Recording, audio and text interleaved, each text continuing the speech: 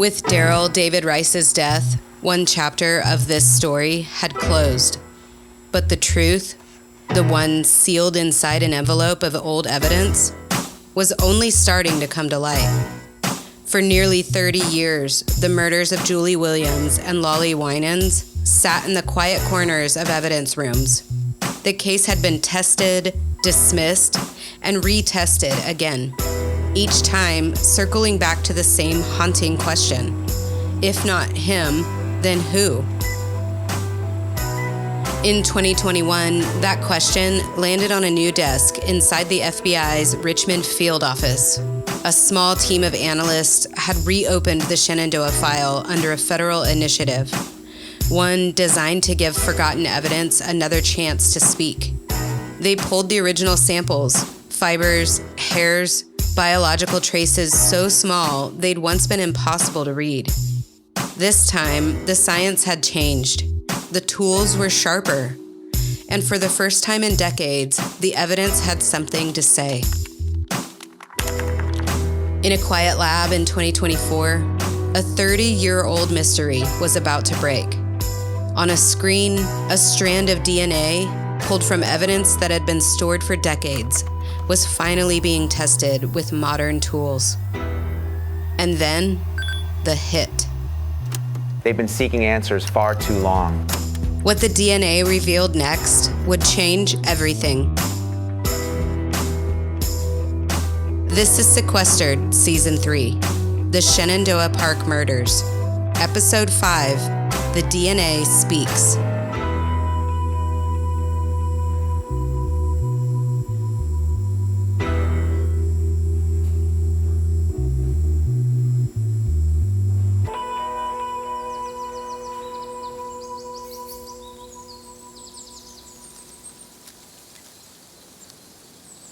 In May 1996, two women entered Shenandoah National Park with a sense of freedom and endless possibility. Julie Williams and Lollie Winans had set out together on a 5-day backpacking trip through the mountains with their dog Taj. They'd done this kind of trip 100 times before. They knew how to move and exist in those mountains. May 24th, 1996, was the last day anyone had seen them alive. Days passed beyond their expected return date, and on June 1st, park officials found them, brutally murdered. For decades, this portrait of violence was never fully explained. Back in '96, investigators collected and sealed what they could from the scene. Swabs from the tent, hair and fiber traces, items of biological material. But the science of the day could only do so much. It was an era of partial prints, degraded DNA, and long odds. Sample loss, exposure to the elements, changing weather in the wilderness, all these conspired to make the evidence fragile. Fast forward to 2021. The FBI Richmond field office had assembled a new cold case unit, a staff of agents, analysts, and evidence technicians that sifted through decades of paperwork, old witness statements, half-documented tips, folders of leads that were never fully pursued. They identified key evidence that could yield something new. Part of a sleeping bag, fibers from the tent flap, hairs that had yet to be tested, and a few biological swabs that were still held in cold storage. One of the biggest turning points came via funding from the Sexual Assault Kit Initiative. These funds afforded the team access to a private lab partner specializing in ultra-sensitive DNA extraction. With new extraction methods, analysts could pull DNA from fragments that were once considered too small, things like hairs without roots, tiny fibers, even trace skin cells. The private lab turned over a series of full DNA profiles. One in particular caught their attention, a male profile that was present on the sleeping bag and tent flap. Once that profile was uploaded into the national DNA database known as CODIS, it generated a match. But it wasn't enough just to get a name. Investigators had been here before, moments of hope that led to dead ends, especially in this case. This time, they needed certainty. So they went back to the source. Using a buccal swab that was collected from the suspect in a prior conviction, analysts ran a direct comparison against the DNA recovered from the Shenandoah evidence. And when the results came back, there was no ambiguity. Every marker aligned. Statistically, the odds of that match belonging to anyone else were less than 1 in 2.6 trillion. A level of certainty that, at least in forensic terms, is as close to absolute as it gets. For the first time in nearly 30 years, the science wasn't suggesting a theory. It was confirming a truth. The match pointed to a man named Walter Leo Jackson Sr., born November 2nd, 1947. He was a convicted serial rapist from Cleveland, Ohio. His criminal record extended from the early 1980s well into the 2010s. What investigators found was shocking. He had been in the park. He had hiking experience. He knew how to use the backcountry. And yet, despite all of that, his name had never been linked to the Shenandoah murders. Until now. When Jackson's DNA match came in, investigators had to ensure the chain of custody, the integrity of the evidence, and the new science all aligned.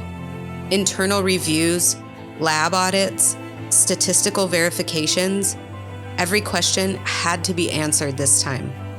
Because when you're telling two families you know who killed their loved ones after almost 30 years, you'd better be right.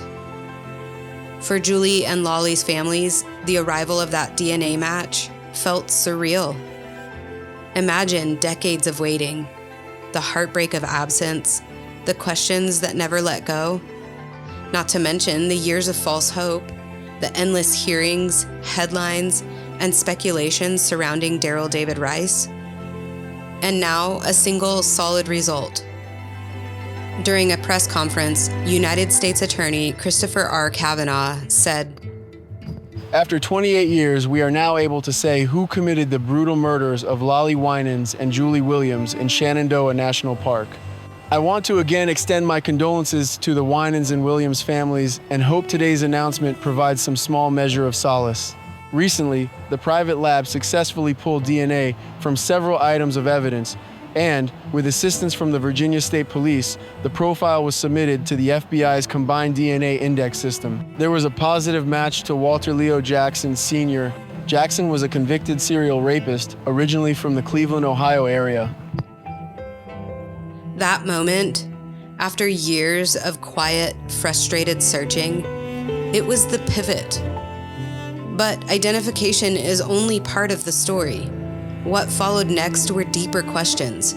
Who was this man? How did he get there? Why did he target them? And what else could his profile unlock? And so the next phase began. The second act of investigation, digging into motive, movements, and overlapping timelines. The evidence has spoken. And after the break, the story finally begins to catch up.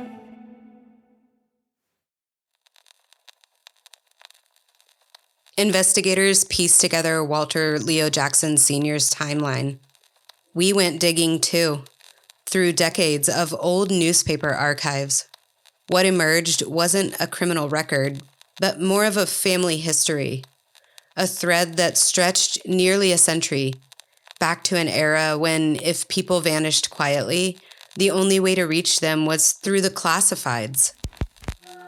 In November of 1928, the Cincinnati Post ran a small story, a mother's plea that took up less than 3 inches of newsprint. It read, "Mrs. Margaret Jackson, 1534 Denman Street, asks the Post to help her find her son, Walter Leo Jackson, 19, who left Cincinnati a year ago. She wants to send him this message. Buddy, please let me know if you are safe and well. Mother never will bother you. Jackson has gray eyes and brown hair. He is 5'7" and weighs about 180. He may be living with his mother-in-law, Mrs. Mary O'Neill, Mrs. Jackson says.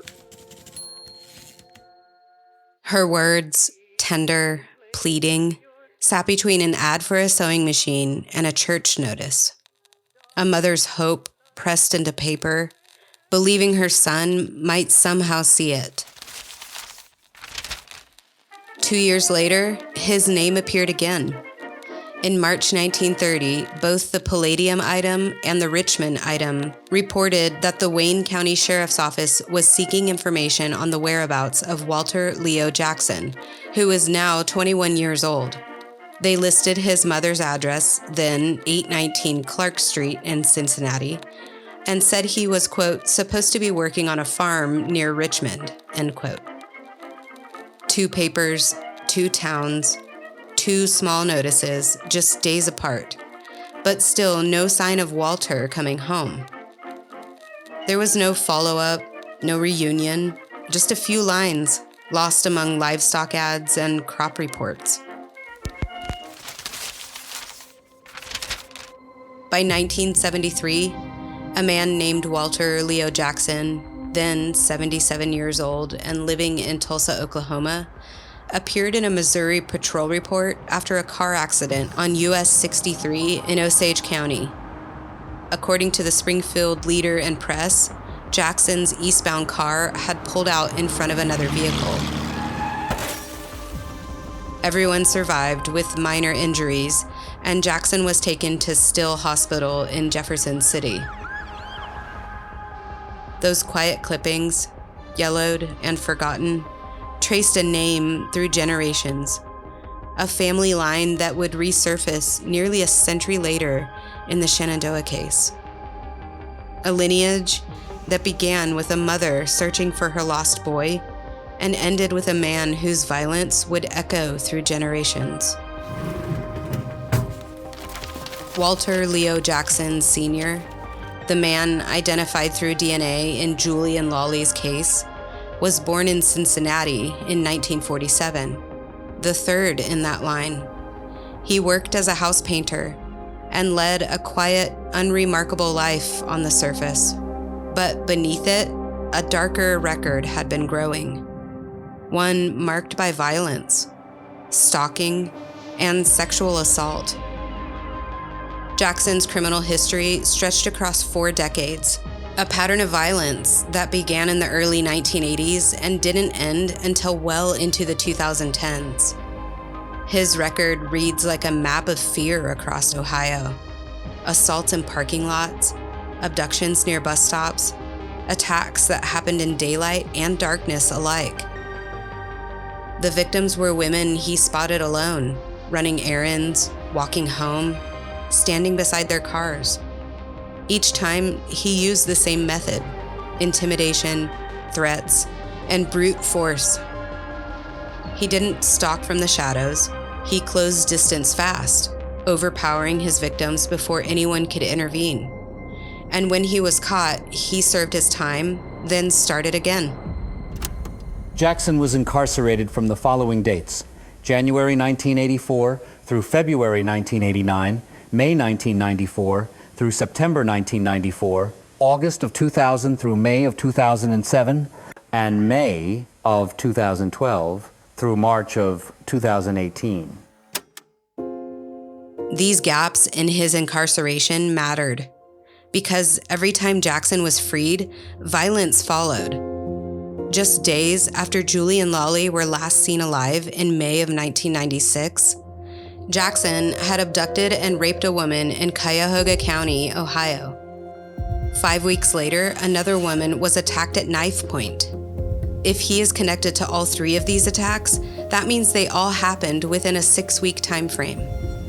He wasn't connected to those assaults until years later, though, when the DNA tied him back to the crimes.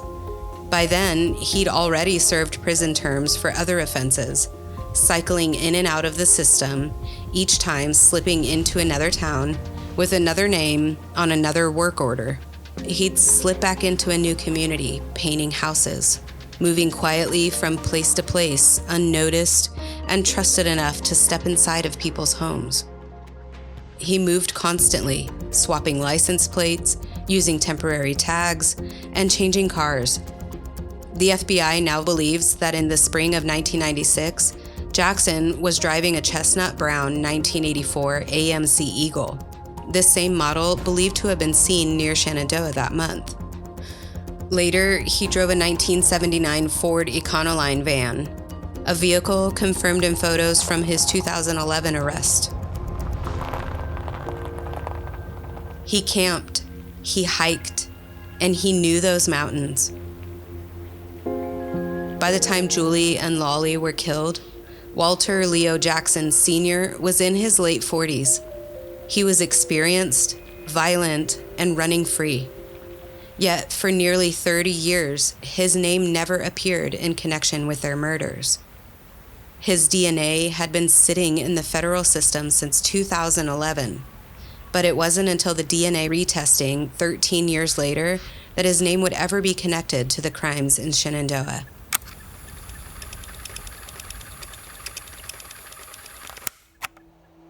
Technology had finally caught up to the truth, and what it revealed would reshape everything that came next. For more than 2 decades, Daryl David Rice's name hovered over the Shenandoah murders. Even after his charges were dismissed in 2004, his name never escaped their shadow. Just 15 days after being cleared in the 1996 Shenandoah double slaying that clouded his life for 22 years, Daryl Rice died on a dark Missouri highway. Deputies had seen him earlier that evening, pedaling without lights. Minutes later, a vehicle crested the hill, and they watched, helpless, as the collision unfolded in front of them. Deputies witnessed the impact and performed CPR until medics arrived. Rice was airlifted to a hospital where he died. His attorney, Gerald Zirkin, called it, quote, an extraordinary coincidence that Rice was killed just days after his name was finally cleared. For years, he'd lived off the grid, unable to find work, and haunted by the headlines that never let him go. He was driven into hopelessness. That is the great tragedy of the false accusation. In June of 2024, after decades, the government finally confirmed that Daryl Rice's DNA did not match the evidence and announced that the man responsible was Walter Leo Jackson Sr. After decades of investigations and advancements in DNA analysis, the FBI has identified Walter Leo Jackson Sr. as the murder suspect. Jackson was a serial rapist who abducted women and assaulted them. The FBI says there's nothing they can do to heal the pain of the two families, but instead provide the closure they have sought for nearly 30 years. We celebrate her life, the memory of her love of hiking in the outdoors. We know that she died in a place where she was enjoying herself, doing what she loved most. Today, we are proud to stand here and tell you we now know who is responsible for this heinous crime. On May 24th, 1996, Lollie and Julie were murdered. And after 28 years, the FBI has found out the identity of the killer. We are here to tell you our positive match is to Walter Leo Jackson Sr., a convicted serial rapist. Chris Kavanaugh is the U.S. Attorney for the Western District of Virginia. He says the developments in forensics is why Jackson was found to be the murderer. It was in my assessment that without a forensic link to the perpetrator, that this crime may never be solved. At the time of their deaths, Lollie was 26 years old and Julie was 24 years old. They would be 54 and 52 if they were alive today. 28 years ago, the families were desperately searching for answers. Finding their killer can provide us and all of those who mourn their deaths some sense of peace and help with our grief. Finding their killer can also help to return the woods to some semblance of safety and tranquility for everyone who enjoys the beauty of the outdoors and all the activities that it has to offer. But finding the killer doesn't bring Lollie and Julie back. We know there's nothing we can say today that will ease their pain. We do, however, hope that this information will help move the families forward in the healing process. The two will be remembered for their love of nature and their love for the people around them. Lollie and Julie were genuine, authentic, and caring people. They volunteered in their communities, worked hard in school, and we know they absolutely loved the outdoors. Their murders were a deep loss for their families and friends. No one can begin to imagine the pain Lollie and Julie's families have endured for the last 28 years. Jackson was serving a 20-year prison sentence in Ohio before he died in 2018. However, if he was alive today, Kavanaugh says he felt confident that a jury would unanimously find him guilty of 2 counts of first-degree murder and 2 counts of aggravated sexual assault. Working hard for you. Mike Staley, WHSV. It was truth that came decades too late. The news was both a revelation and a heartbreak to the families.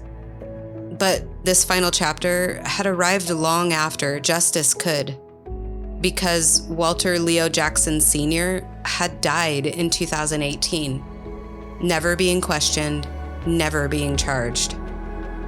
There would be no courtroom, no testimony, no reckoning, only a name. Still, that name carried a rare certainty, a 1 in 2.6 trillion match. And for the first time in nearly 30 years, investigators and families could finally say it out loud. They knew who had killed Julie and Lollie. But even in that moment of truth, something else lingered. A question about the cost of being wrong for so long. And the lives altered in the space between suspicion and proof.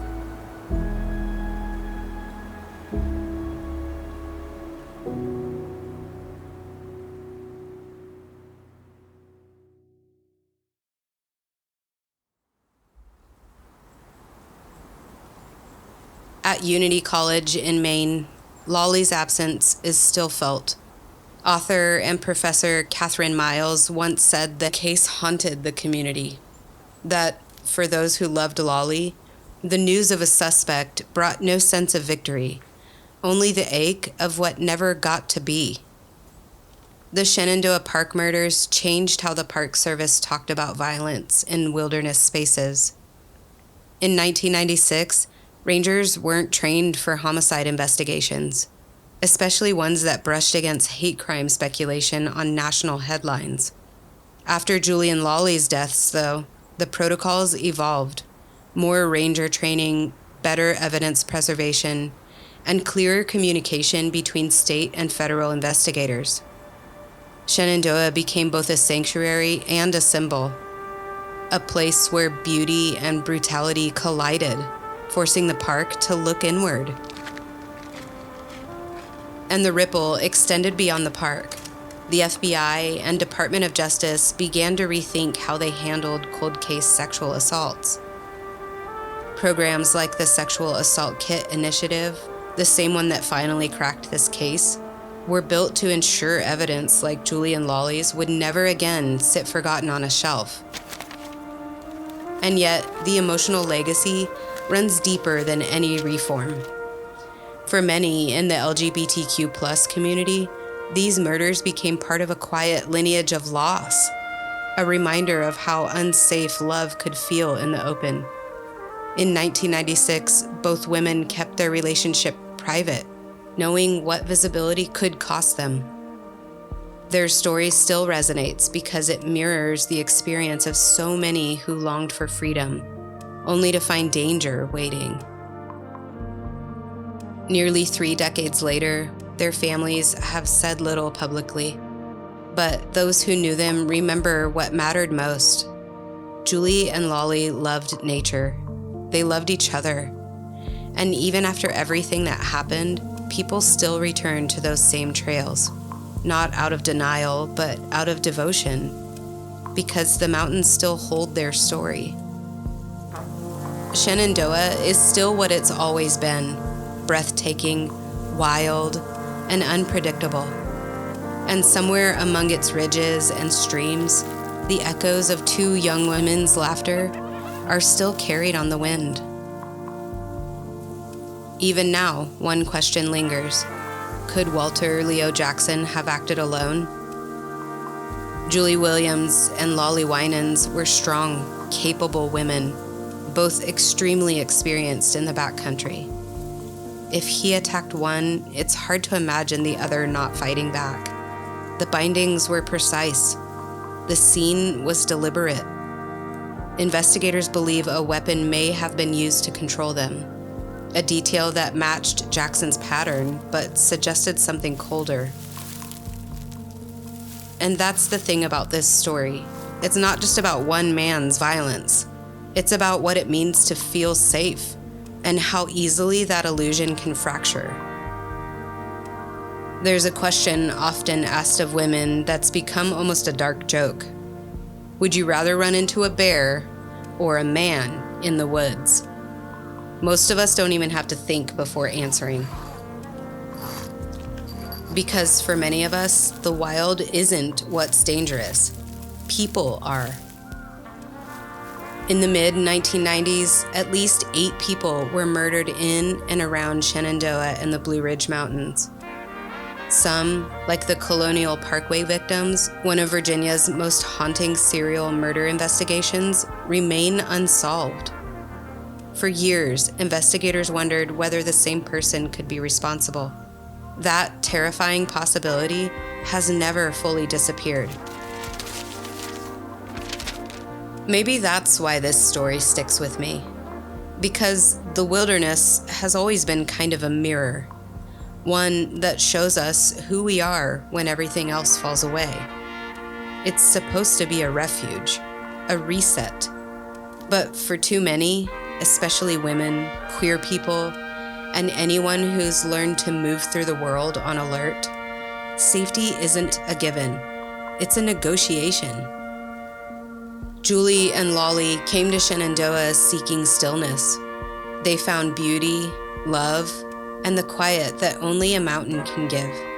And even though their lives were stolen, their story continues to echo, leaving a reminder of what was lost and what deserves to be protected. They should have been safe here. We all should be.